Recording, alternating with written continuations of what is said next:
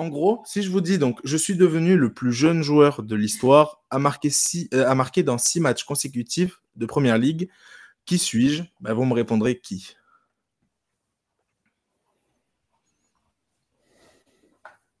Bah, 6 matchs consécutifs. je peux le dire? Bien sûr. Ah oui, vas-y.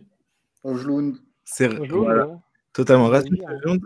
Il y avait, voilà, il y avait un petit indice qu'on avait un peu discuté des tops et des flops avant, mais en gros, voilà, ça fait partie de mon top de la semaine, entre guillemets, aujourd'hui, parce que mon top, c'est Manchester United et la série, en tout cas, qu'ils sont en train de poursuivre. Voilà, ils sont en forme en ce moment, malgré des victoires un peu à l'arraché, mine de rien. Ouais, c'est ce que j'allais dire. Hein. Battre un promu Luton d'un C'est- petit but d'écart, c'est pas c'est- non plus le.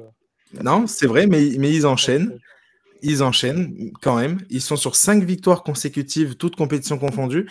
Et leur dernière victoire, leur dernière défaite remonte au 30 décembre de l'année passée, du coup.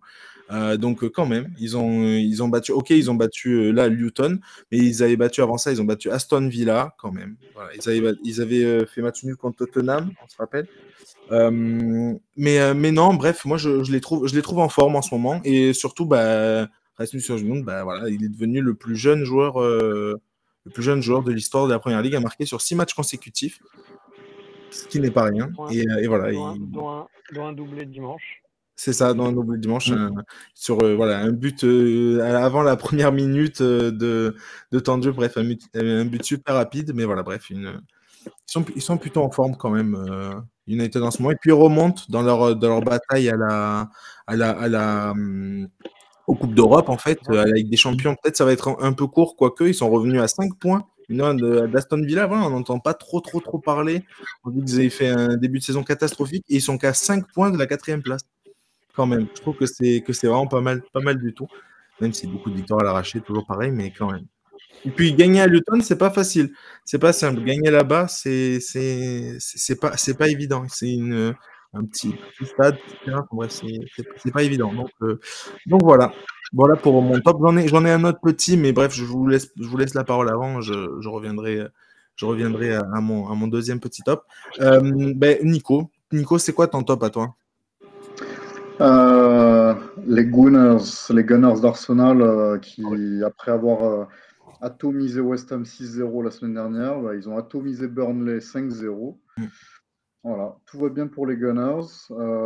Arteta a vraiment trouvé la bonne formule dans le 4-3-3 classique. Et puis les attaquants marquent. Doublé de Saka, Trossard, Havertz qui a retrouvé de la confiance. Malgré la blessure de Gabriel Jesus. Pardon? De Gabriel Jesus, malgré la blessure de Gabriel. Oui, alors ça, c'est un problème. Mais malheureusement, Gabriel Jesus, il se blesse assez régulièrement. C'est dommage parce que c'est un super joueur, mais il se blesse un peu trop souvent, je pense.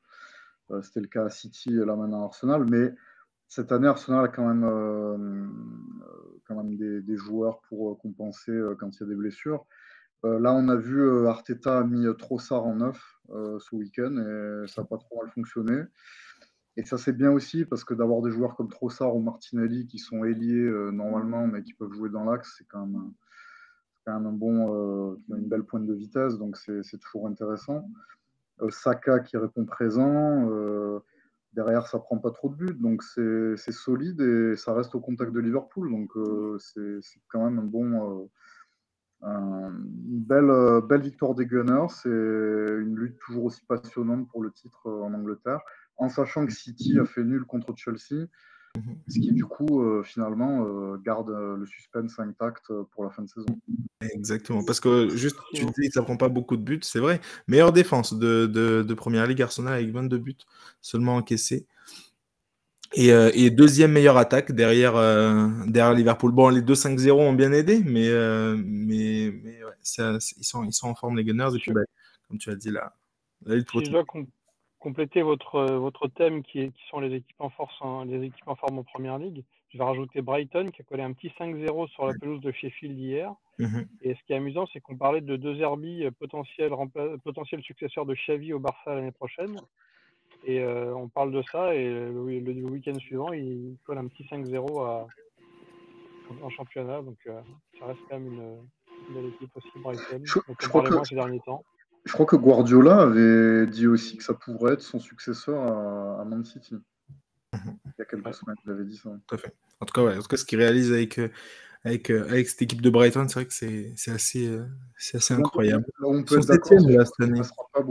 Il ne restera pas longtemps à Brighton, à mon avis. Ah non, ouais, c'est clair. Je pense pas.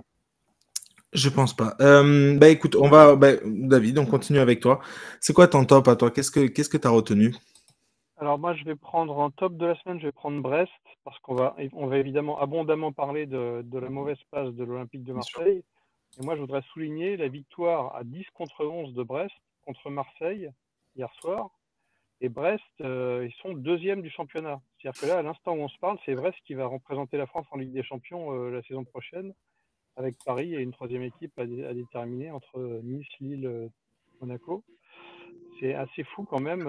Je pense qu'eux-mêmes n'y croient pas, et je pense qu'ils ont encadré le classement là, tous les joueurs, le classement du jour, parce que là c'est incroyable. Brest est deuxième de Ligue 1 et potentiellement qualifié en Ligue des Champions. Voilà. C'est fou.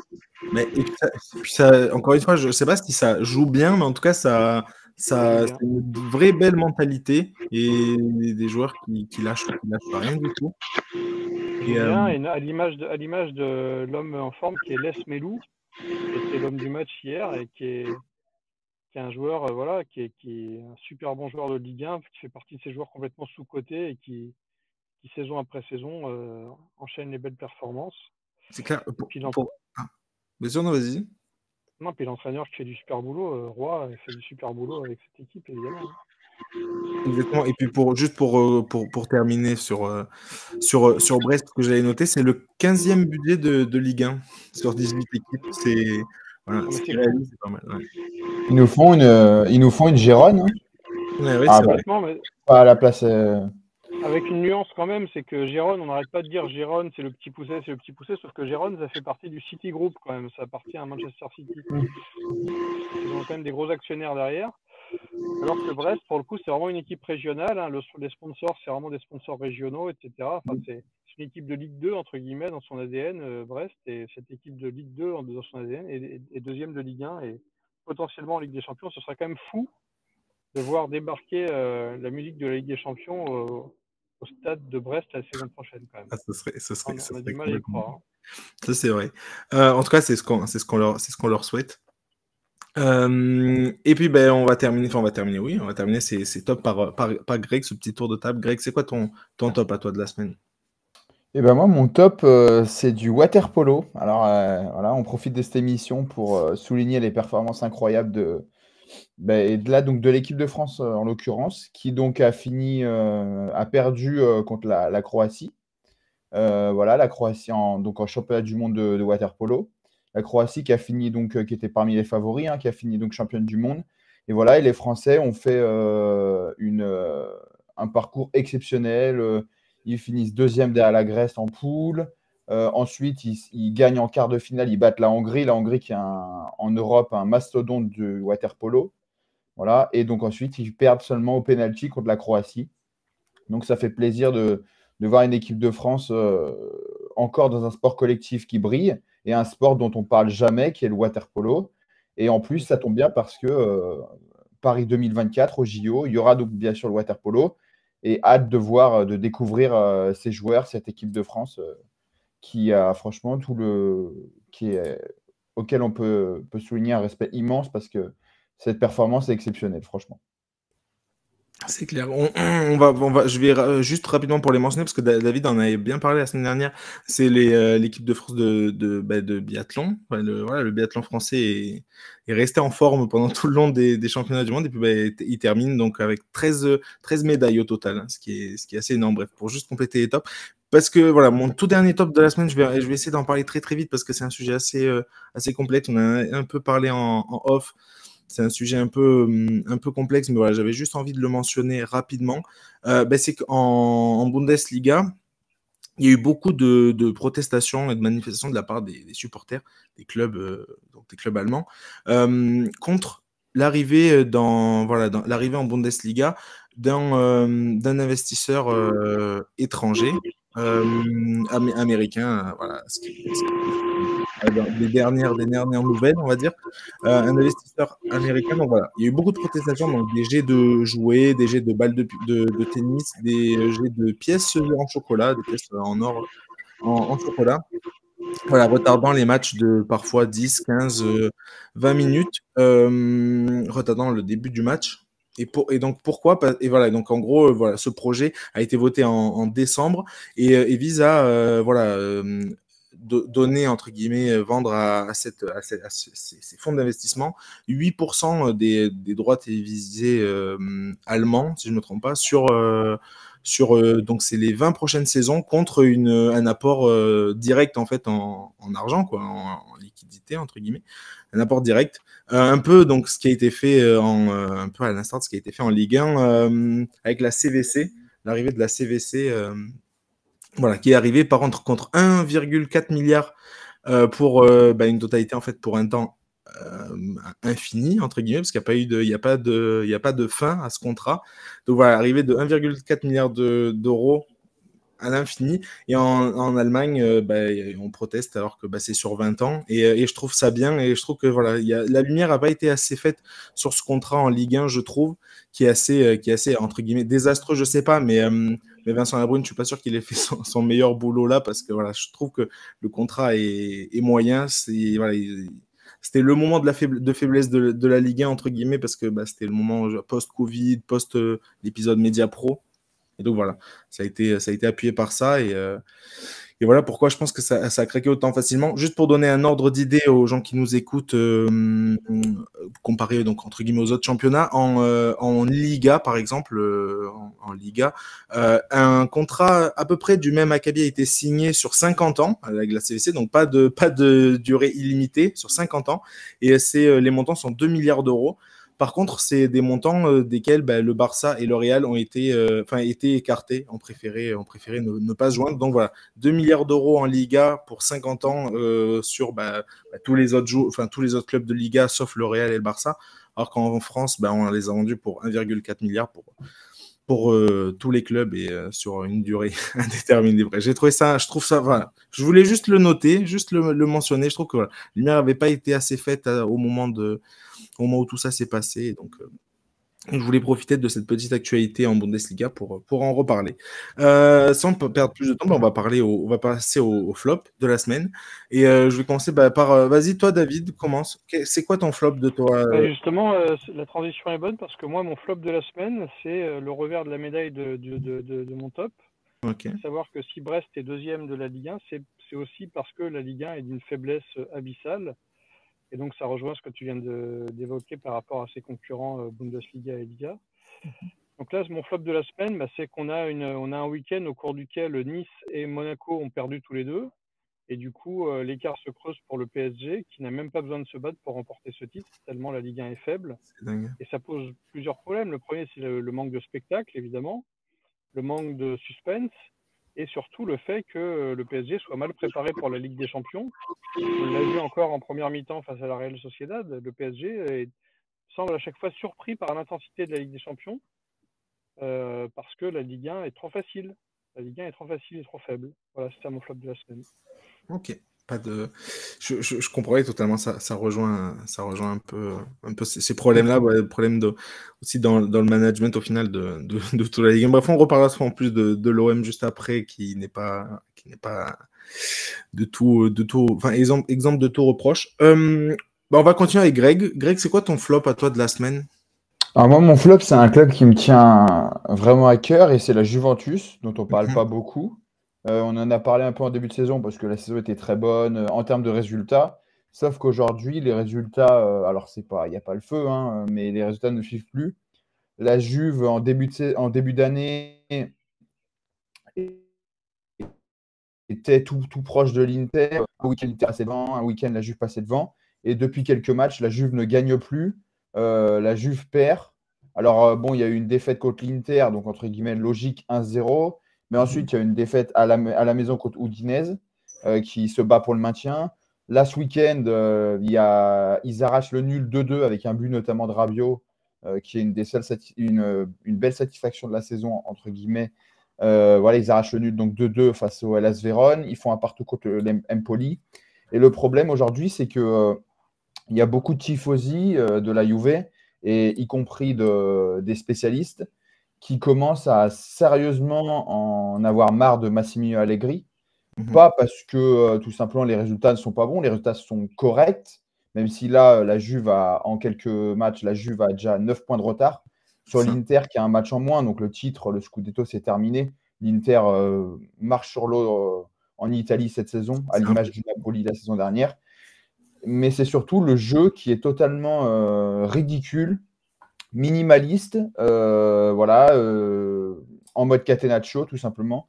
Allegri a toujours ça a toujours été un entraîneur, entre guillemets, vieux dans son management, dans son jeu. Et en fait, lui, son problème, c'est qu'il pense d'abord à ne pas perdre plutôt qu'à gagner. Et en Italie, quand on voit l'effectif de la Juve, qui est quand même un des effectifs avec l'Inter, pour moi, un des effectifs les plus qualitatifs, avec Vlahovic, Chiesa, Rabiot, McKennie, Szczęsny, Danilo, enfin en tout cas, il y a de quoi faire. Et en Italie, ça agace parce que bah, tout simplement, voilà, cette Juve fait que défendre, ne joue pas. Et des joueurs comme Chiesa, par exemple, sont en méforme, tout simplement parce que bah, voilà, on leur demande de défendre, on leur demande de jouer contre nature, et ça les aide pas. Voilà, à l'image de Vlahovic, qui fait une belle saison, mais bon, qui va faire, qui va mettre, je sais pas, 4 buts sur les 6 prochains matchs, et puis pendant 3-4 matchs, il ne va pas réussir à planter. Donc c'est pour ça, c'est mon flop. On avait parlé du Bayern, qui ne va pas mieux non plus, mais en tout cas, la Juve, c'est mon flop, et surtout le jeu qui est compliqué. Et Allegri a de plus en plus de mal, entre guillemets, à justifier ses choix qui sont compliqués. Ok. En parlant du Bayern Munich, tu as bien fait de. Ah, c'est une belle passe D pour Nico, parce que je crois bien que c'est ton flop à toi, Nico. Oui, le Bayern Munich, on dit souvent qu'un grand club ne perd jamais 2 fois d'affilée. Ça a été le cas pour le Bayern, battu 3 sur fois le même. terrain de la Lazio Rome 1-0. Ouais, 3 fois. Hein. Leverkusen, Lazio et Bochum. Il y a eu la gifle reçue à Leverkusen 3-0, mais bon, Leverkusen, c'est le leader.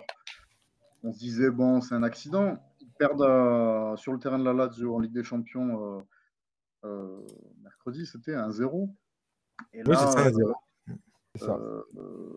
avec un grand match de Guendouzi, entre parenthèses. Et puis là, ils perdent ce week-end à Bochum. Bochum qui se bat pour le maintien. Ils perdent 3-2. Et en plus, ils perdent Upamecano qui a encore été expulsé. Upamecano, ça fait 2 fois qu'il se fait expulser en quelques jours. Donc c'est problématique. Thomas Tuchel est très critiqué. Mais bon, là aussi, avec l'équipe qu'il a, bon, ça fait tâche de perdre 3 fois d'affilée, toutes compétitions confondues. Le jeu n'est pas le top. Certes, il a des blessés, mais bon, il y a Gnabry notamment qui est blessé, et Coman. Mais bon, il y a quand même Harry Kane, il y a quand même Leroy Sané, il y a Kimmich, il y a Musiala, donc il y a vraiment de quoi faire. Et là aussi, j'ai envie de dire, à l'image de ce qui se passe à la Juve, il y a le jeu, c'est pas trop ça. L'ambiance, c'est pas terrible non plus. Et en fait, on se demandait, c'est vrai que moi, quand j'ai vu qu'il perdait à Bochum, on se demandait si Touré allait survivre à cette défaite. Apparemment, il a reçu encore le soutien d'un de ses dirigeants ce week-end. Par contre, on se demande combien de temps ça va durer. Et surtout, ce dont on est à peu près sûr, c'est que Tourelle ne continuera pas l'année prochaine. En tout cas, il y a très peu de chances que ce soit le cas, à moins qu'il gagne la Ligue des Champions, parce qu'en Bundesliga, c'est compliqué. Il a 8 points de retard sur Bayer Leverkusen maintenant, puisqu'ils ont encore gagné ce week-end. Donc, très compliqué. Et ouais, pour moi, c'est le flop du week-end, parce qu'il n'est pas normal qu'une équipe de ce standard perde 3 fois d'affilée, même si c'est tout confondu. Je voudrais ajouter que Tourelle est en train de nous faire une fin de carrière à la Mourinho. Là, hein. Il perd partout où il passe maintenant. Il fait perdre les équipes, y compris des équipes qui avaient une assise solide et un passé glorieux. Il arrive à les faire perdre. Donc, je pense que la cote de Tourelle, elle est en train de tomber dans les abîmes complètement. Tourelle qui faisait mal jouer le PSG, il se fait virer à mon avis logiquement à l'époque. Il reprend Chelsea, bon il est champion d'Europe sur un coup de dé. Ensuite il se fait virer parce que ça joue trop mal et maintenant il reprend le Bayern, le grand Bayern, avec Harry Kane quand même qui arrive en recrue, avec comme tu le disais, quand même un effectif extraordinaire. Ça joue mal. Ça joue mal et je comprends pas que Thomas Tuchel ne soit pas déjà viré à l'instant où on se parle, alors qu'on est en train de virer Gattuso du côté de Marseille pour moins que ça. Et là, je comprends pas que Tuchel soit pas déjà viré. Voilà. Et au-delà de ça, un petit mot aussi, c'est comme avait dit Nico, parce que certes, il y a une crise sportive, mais ce qui est en fait inquiétant et pas du jamais vu, mais rare, c'est qu'il y a aussi une crise en coulisses, parce qu'il y a énormément, depuis que Nagelsmann est là, donc Tuchel a pris le relais, il y a eu énormément de problèmes. Il y a eu Manuel Neuer qui s'était plaint une fois. Là, on a Kimmich. Là, j'ai fait tout à l'heure un article où Leon Goretzka a dit que actuellement la saison du Bayern était un film d'horreur. C'est quand même très rare les joueurs qui prennent la parole comme ça. En plus, au-delà de ça, c'est une des équipes en Allemagne qui, alors c'est les débuts, d'accord, mais c'est une des équipes en Allemagne qui a fait un très gros mercato hivernal. Il y a eu Eric Dyer qui est arrivé. Il y a eu Saragossa aussi. Il y en a eu un autre. Il y a eu Boué aussi. Ouais. Donc, ils ont fait un gros mercato. Et au-delà de ça, c'est compliqué parce qu'ils n'y arrivent pas. Et puis perdre à Borum, qui est un promu, qui se bat pour le maintien. La Lazio, moi le premier, j'avais dit, je ne vois pas comment la Lazio peut inquiéter ce Bayern-là. À Leverkusen, tu perds, mais tu te fais humilier, parce que perdre, tu peux perdre un choc, mais tu te fais humilier. Donc, rien ne va plus, voilà. Et en plus, moi, j'ai vu que c'était une info du Corriere dello Sport. J'ai entendu que le Bayern, en fin de saison, donc qui n'envisage pas de garder Tourelle, penserait peut-être à Zinedine Zidane.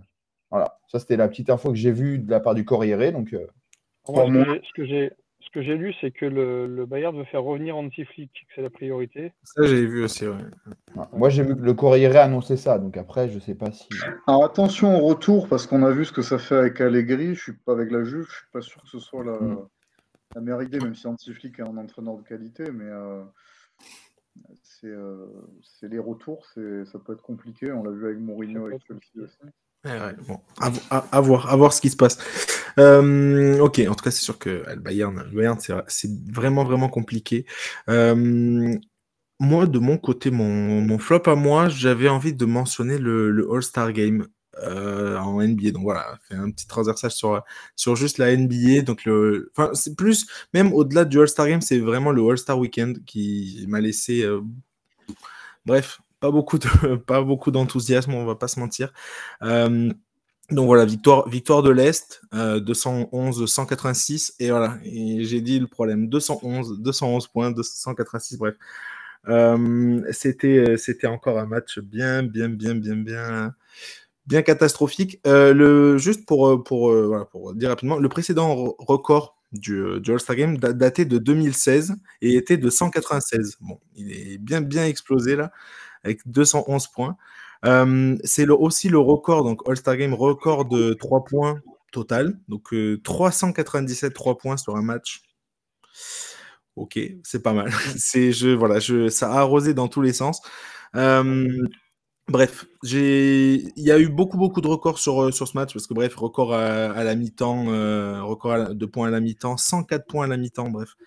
Record de 3 points tentés par l'Est, record de 3 points tentés au total, bon, je l'ai déjà dit, mais record de shoot réussi aussi au total, record de shoot tenté.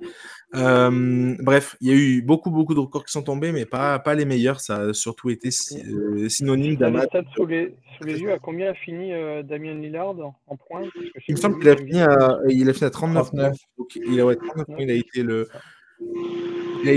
MVP. De l'autre côté, le meilleur marqueur, c'est Toms. C'est 4. Ouais, voilà, 4. Karl Anthony Towns qui a fini à 50 points. Il a fini à 50 points. Et après, bon, je peux dire juste rapidement les deux autres meilleurs joueurs entre guillemets du match. Il y avait Ali Burton du coup avec 32 points et Jaylen Brown avec 36. Et en face, c'était donc Shai Gilgeous-Alexander avec 31 points et Kevin Durant avec 18 points. Donc Donc Ouais. voilà, bref. La J'avais envie seule de... bonne nouvelle, c'est le retour de l'Est contre l'Ouest, parce que les formules alambiquées, on en avait marre, mais c'est la seule bonne nouvelle de cette année. Mais c'est ce que je voulais dire. Ce que j'allais dire, c'est que je pensais que la formule Est contre Ouest allait gommer quelques défauts. Et en fait, j'en viens presque. Alors vraiment, je la regrette pas du tout, hein, cette draft. Mais il y avait au moins 10 minutes rigolotes où les joueurs choisissaient avec qui ils allaient jouer, etc. Bref, il y avait 10 minutes un peu rigolo. Je la regrette pas du tout. Je préfère largement Est contre Ouest. Mais je pensais que ça allait gommer quand même un peu plus de problèmes ou que ça allait remettre un petit goût de rivalité ou je ne sais quoi.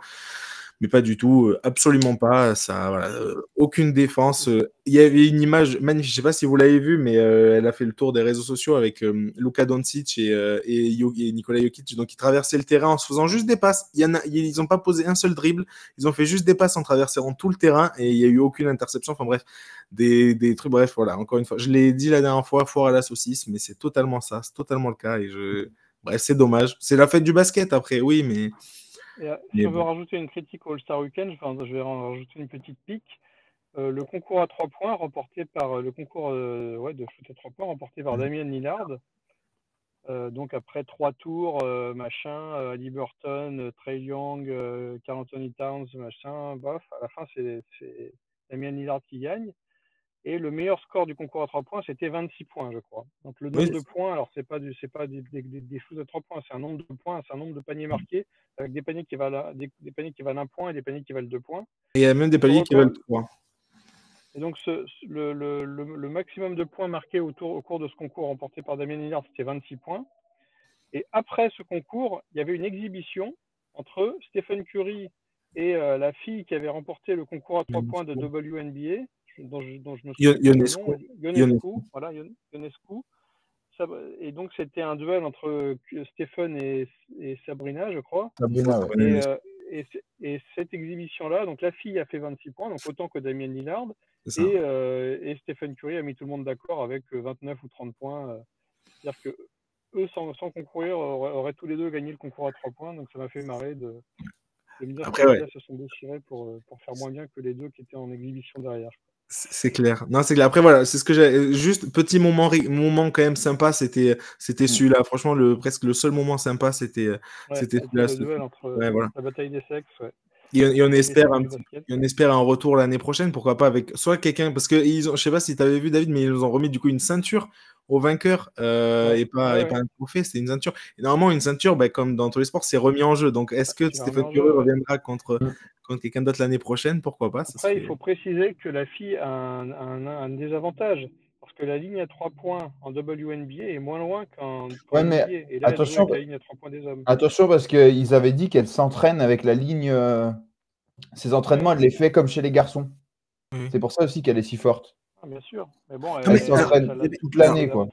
Juste pour reprendre juste des toutes petites précisions, il y avait totalement cette distance. Ils lui ont proposé de faire la distance plus courte. C'est elle qui n'a pas voulu, il me semble. Elle n'a pas voulu. Et par contre, les ballons, pareil, la taille des ballons, ils sont plus petites, mais les ballons étaient bien plus petits, par contre, pour elle. La taille des ballons était à sa taille, entre guillemets, je veux dire. Voilà, donc il n'y avait pas de problème là-dessus. Enfin bref, le moment était vraiment, était sympa. C'est le vrai bon moment, sympa du All-Star Game quand même. Mais voilà, sinon à part ça, le match horrible. Le fait qu'ils fassent tous les deux mieux que le vainqueur du 3 points m'a fait marrer. Non, c'est clair. Mais bref, voilà, le concours à 3 points, moyen. Le skill challenge, mais c'était horrible. Bref, c'était nul. C'était le concours de dunk moyen. Concours de dunk moyen aussi. Très moyen. Le tournoi des Rising Stars, moyen aussi. Enfin, tout était moyen dans ce All-Star Weekend. Bref, pas du tout. Donc voilà, ça n'a pas volé. Le All-Star Weekend n'a pas du tout volé sa place dans les flops. Et bref, en espérant que ça s'améliore un petit peu l'année prochaine. Mais bon, j'en doute forcément un peu. Est-ce qu'il y aura une réforme avec tout ça? Je sais qu'il y a eu pas mal de trucs qui sont sortis avec, pourquoi pas une formule américain contre non-américain. Je suis pas forcément pour, mais bref. Je pense qu'il y a des discussions pour quand même essayer d'un petit peu améliorer. Si tu fais une formule américain contre non-américain, le problème c'est que les non-américains vont éclater les Américains. Mais alors ça, d'accord, mais le problème c'est qu'en termes de chiffres, C'est Ça peut être serré, je pense. Je pense qu'en fait, Ça peut là, être intéressant, mais Parce bon. qu'il y a du monde chez les Américains. Tatum, Durant, enfin, LeBron James, Tyrese Haliburton. D'accord. Je vais te faire le 5 non-américain pour que tu comprennes l'ampleur du problème. Tu as Jokic, Et Giannis Antetokounmpo, tu as Shai Gilgeous-Alexander. ouais, mais là, on Canadien. parlait d'Europe. Est-ce qu'on met pas Shea avec les Américains? Ah bah non. Non, tu mets les non-américains. Donc tu mets les Canadiens dans les non-américains. Et en plus, les 3 joueurs que tu as cités, c'est bien, mais c'est au même poste. Nord-américains ensemble. Ça a toujours été comme ça. Je sais pas. Moi, je pense que ce serait serré. Ensemble contre les Européens. Non, s'ils font ça, ça va être les Américains contre les non-américains. Donc ça va être les Canadiens avec les Européens. Logique, parce que pour moi, les Canadiens, c'est un peu la même culture. Enfin, ils jouent tout le temps. C'est pas par Ouais, culture. puis après, le problème, c'est qu'il y en a plein qui jouent pas, quoi. Non, mais bref, mais au-delà de ça. Avec les Européens, et j'ai même pas eu le temps de citer Doncic dans mon style. Ouais, mais le problème, c'est que c'est 3 joueurs qui ont à peu près un style de jeu similaire, quoi. Jokic, Antetokounmpo, tout ça. C'est des grands. Tu les mets ensemble, ça fait mal quand même. Hein. Tu peux même Donc, rajouter Wembanyama si tu veux rigoler dans le 5 des non-américains. Moi, je pense que ce sera assez serré, mais bon, après, il faut voir. Juste pour revenir, je pense que ça sera assez serré. Pour moi, le vrai problème que je vois là-dedans, c'est comment tu vas expliquer à, je sais pas, un joueur comme je sais pas, parce que tu vois, il y a quand même beaucoup plus d'Américains, entre guillemets, qui ont le level All-Star que de top européens. On va dire, si tu prends tu vois, 2 bols et que tu mets les non-américains et les américains, tu vois, le bol américain sera quand même plus rempli. Bien sûr. Que voilà. Donc, comment tu vas justifier qu'un tel n'est pas All-Star alors qu'il est bien plus fort et a des enfin, tu vois, un joueur qui tourne à 25 points ou 23 points, il va pas être All-Star alors qu'un Européen, parce que justement, il n'est pas américain et du coup, voilà. Alors que la sélection All-Star, c'est quand même un truc important pour la rénovation des contrats, enfin bref, pour l'argent qu'ils vont toucher après et pour le palmarès. Mais je veux dire, avoir l'étoile All-Star, ça augmente la possibilité de te faire signer au max ou de te faire signer. Voilà. D'ailleurs, le titre de MVP du All-Star Game de Damian Lillard souligne à quel point son transfert à Milwaukee a tout changé dans sa carrière, parce que le gars a toujours été aussi fort qu'il est cette année, sauf que c'est la première fois que là il est sous la lumière et qu'on voit que lui. Et puis en plus, juste si je me trompe pas, le trophée du MVP du All-Star Game, il a été renommé le Kobe Bryant Trophy, il me semble, si je me trompe pas. Je suis pas sûr que ce soit le meilleur des hommages qu'on puisse lui faire, hein, avec un match pareil, surtout un compétiteur comme Kobe Bryant. Bref, c'est encore autre chose. Après, en tout cas, un dernier mot, c'est donc que l'Est a battu l'Ouest. Et je pense que ça a été quand même une belle surprise. Et comme on disait, David, qui nous disait que c'était pas serré entre Américains et non-Américains, je suis pas sûr, parce qu'à l'Est, il y a quand même plus d'Américains qu'il n'y en a à l'Ouest. Et au final, ils ont gagné. Alors, donc, le pivot à l'Est, il s'appelle Giannis Antetokounmpo, il est grec. Oui, mais Jason Tatum, Jaylen Brown, il y a qui d'autre, Damian Lillard, ils sont tous Américains. Et en face, il y a Jokic, il y a Doncic, il y a Shai Gilgeous-Alexander, donc au final. Après cette année, il n'y a pas eu Embiid, hein, parce que sinon, tu aurais pu. Oui, Embiid était à l'Est de base. Il a le passeport maintenant. Et Haliburton est aussi américain, il était à l'Est. Enfin bref, mais ça se discute. Ça se discute, ça je suis d'accord. En fait, le truc, c'est que j'aurais été ultra intéressé de voir un match non-américain contre américain, mais voilà, de là avoir le truc du All-Star là-dedans, je sais pas si c'est la formule qu'ils peuvent trouver, mais bon, bref, on verra. On va passer à des. Faut surtout qu'ils défendent, quoi, parce qu'un match sans défense, c'est juste nul, quoi. Non, mais c'est ridicule. Bah ouais. Quand Ruben nous a dit qu'à la mi-temps, ils étaient à 104 points, c'est le score d'un match NBA pratiquement à la fin. Premier carton, c'était à 50 points, donc tu sentais tout de suite que c'était. Ils ont marqué, je crois qu'ils ont marqué plus de 50 points par carton. 211 points, l'équipe totale, 211 points. Non, c'est quoi? C'est n'importe quoi. C'est bref, complètement fou. Et puis, comme je vous l'ai dit, je ne sais pas si vous l'avez vu l'image, hein, mais les 2 joueurs qui font des passes pour traverser tout le terrain, mais ils traversent de la remise, de la remise au terrain adverse. Et du coup, ils marquent. C'est un lay-up d'ailleurs de Shai Gilgeous-Alexander, mais tout le terrain, Doncic et Jokic se font des passes et ne posent pas un seul dribble. Et il n'y a pas une interception, il n'y a pas un mec qui défend. Ben, bref, c'est un truc que tu peux faire. Oui, en échauffement, quand tu es en U13, voilà, tu fais la passe pour traverser tout le terrain et tu vas marquer. Oui, mais bref, c'est vraiment un cirque complet. C'était vraiment un vrai cirque. Et bref, c'est bien dommage. Mais bon.